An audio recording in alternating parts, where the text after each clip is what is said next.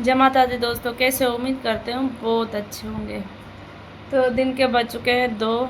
आज ब्लॉग डालने में भी बहुत लेट हो चुकी हूँ क्योंकि तबीयत थी बहुत ज़्यादा ख़राब।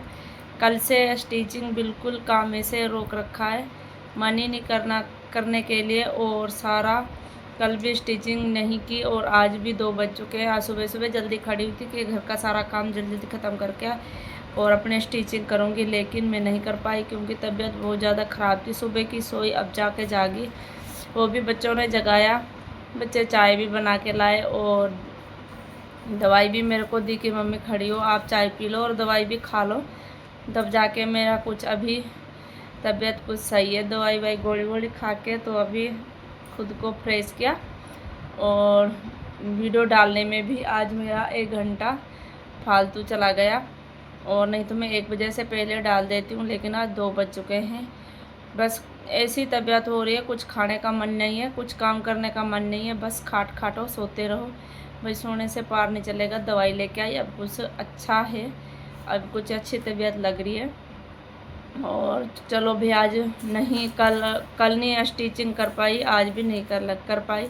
तो मैंने सोचा चलो भी थोड़ा सा दिमाग फ्रेश हो जाए, तबीयत सही हो जाए तो 2 सूट काट के रख दूँगी उसको बाद में। चलो आज नहीं सिलेंगे तो कल सिलेंगे। लगातार सिलाई करते करते कभी कभी ऐसी हालत हो जाती है, घर का काम भी करना बहुत मुश्किल हो जाता है। पूरा दिन लगे रहो, पूरा दिन लगे रहो। आप सोचो अप्रैल से लगे अब तक शायद 2-3 महीने हो गए। पूरे इन दिनों में तो इतने कपड़ों की भीड़ रहती है कि खुद को एक दिन की रेस्ट भी नहीं मिल पाते। कल से तबीयत डाउन थी तो अब 2 दिन की रेस्ट मिल गई। अगर तबीयत ख़राब नहीं होती तो रेस्ट भी नहीं करती मैं। कहीं जाना आना होता है तब जाके कोई भी काम पड़ जाता है, कोई ब्याह शादी फंक्शन वगैरह आ जाता है, जो घर का कोई काम निकल जाता है, तब जाके कोई छुट्टी होते हैं। भाई कपड़ों का काम ही ऐसा है, अगर किसी एक दिन भी कहीं चले जाओ तो उसका फिर डबल हो जाता है। अब जैसे मैंने कल नहीं सिए, आज नहीं सिए तो ज़्यादा नहीं तो 2-2 सूट लगा के चलो, जब भी 4 सूट हो जाते हैं।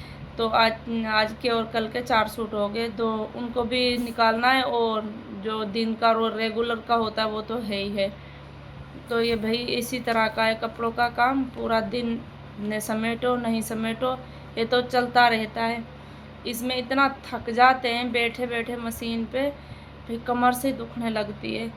और मेरी हालत तो आपको बता ही रही होगी कैसी, और चेहरे से भी देख के बता सकते हो भी किस तरह की, आवाज़ से भी पता चल रहा है कि सुबह से 8 बजे से सोई, अब जाके 1:30 बजे आँख खुली, मुँह धो के खुद को फ्रेश किया, अब जाके कुछ थोड़ा सा अच्छा महसूस हो रहा है। और कपड़े दिखाऊं आपको मैं, कितने सारे रखे हैं मेरे इधर कूलर आ रहा है तो दिख नहीं रहा है, यहाँ से दिखा देती हूँ। देखो यहाँ पे भी है, उधर भी है, कुछ और भी रखे हैं। देखो ये भी रखा है, पन्नी भर भर के ऐसे ही रखे हैं। और ऐसा मन कर रहा है, कितने सूट रखे हैं अभी सिलने के लिए, इतने सारे रखे हैं। और अभी स्कूल भी खुलने वाले, तो अभी तो लड़कियों की ड्रेस स्टिचिंग, इतनी ड्रेसों की भीड़ होगी। जो सूट एक दिन में 2 दिन में जितने भी सिलने हो सिल लो, तो फिर उसके बाद स्कूलों की ड्रेस ही चलेगी।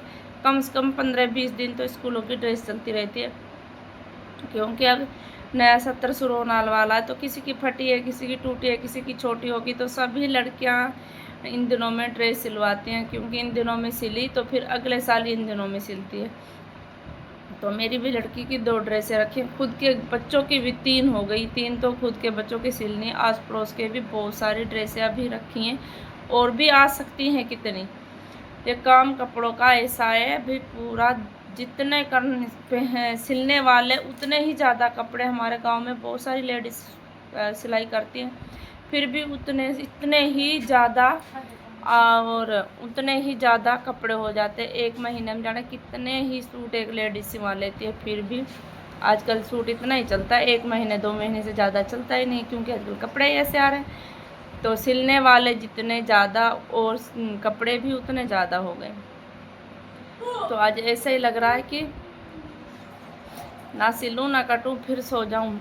फिर सोने का मन कर रहा है, लेकिन नहीं सोऊंगी क्योंकि मेरे को सूटों की कटिंग करनी है। और जब तक सूटों की कटिंग नहीं होगी तब तक सिलने का मन नहीं करेगा बिल्कुल भी।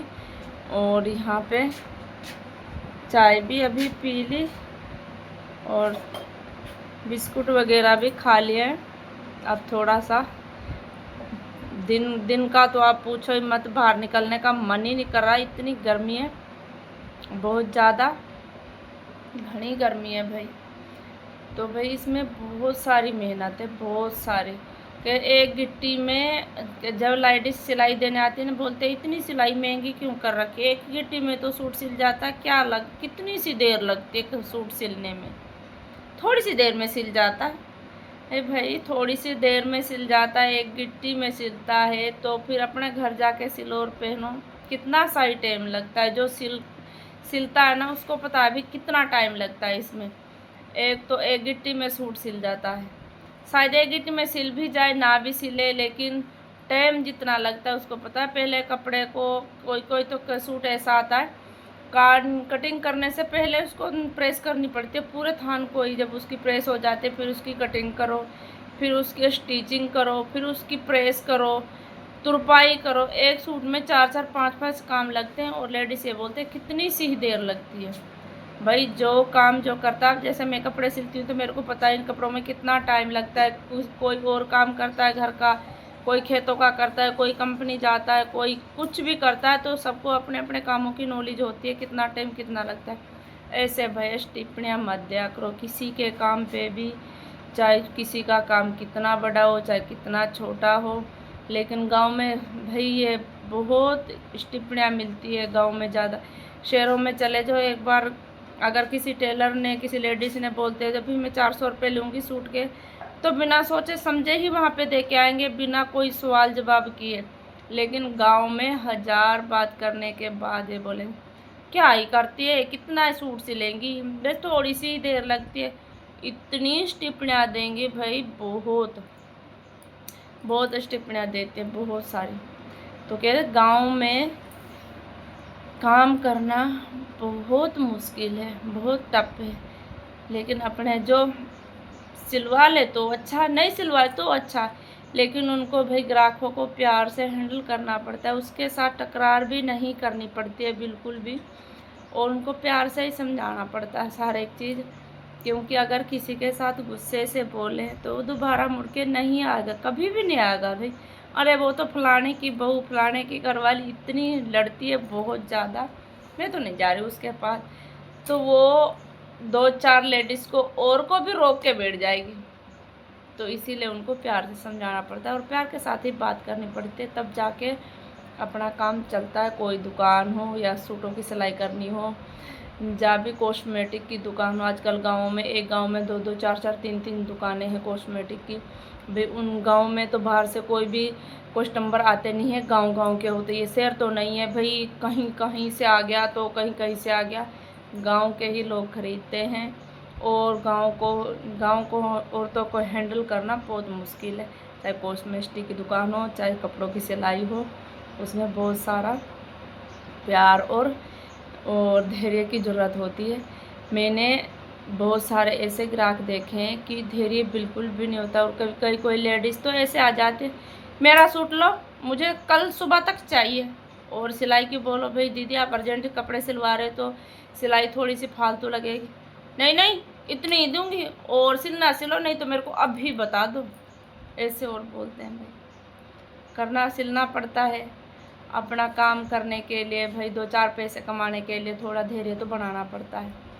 तो आज की वीडियो में धैर्य पे रखी है मैंने, और सहन शक्ति भी होनी चाहिए और थोड़ा सा धैर्य भी होना चाहिए, तब जाके गांव में भाई शॉप चलती है, चाहे कॉस्मेटिक की हो चाहे किसी और चीज़ की हो, चाहे सिलाई का काम हो, कुछ भी काम हो भाई बहुत धैर्य करना पड़ता है, तब जाके अपना काम आगे बढ़ता है और कारोबार चलता है। तो मिलती हूँ आपको नेक्स्ट वीडियो में, तब तक के लिए बाय बाय, जय माता दी।